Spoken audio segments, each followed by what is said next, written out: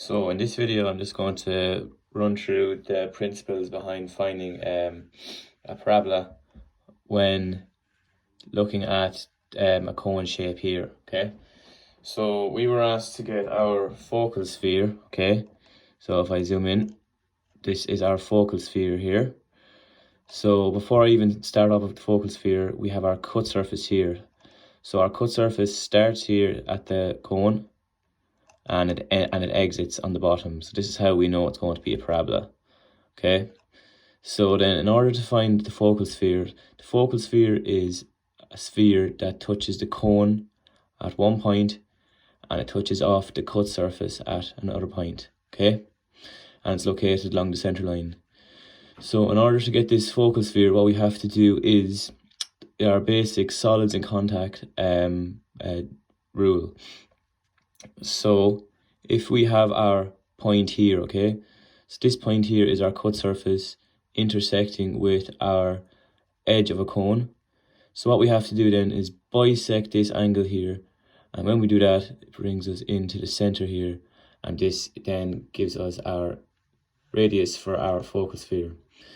Then what we have to do is we have to go 90 degrees from the center out to our cut surface, and we have to go 90 degrees from our center out to our edge of the cone.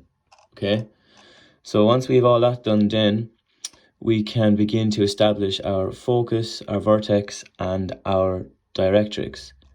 So our focus is basically the center of our circle here, okay? So if I zoom in, that's the center of our circle there.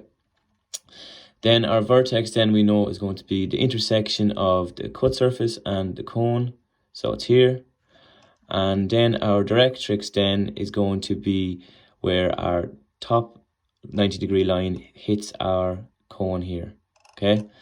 So then if I bring all my points straight across, as you can see, you can begin to form the parabola. So this line here is my directrix. This point here is my vertex. The vertex is the top of the parabola. And this point here is my focus, okay? In order to get the parabola, then what we have to do is we can use the compass method, so we can measure off points down here. In SOLIDWORKS now it has just drawn, but if I was to use the compass method, I would measure off just say intervals of 10, okay? I would measure from the directrix to F, F1, F2, F3, so on.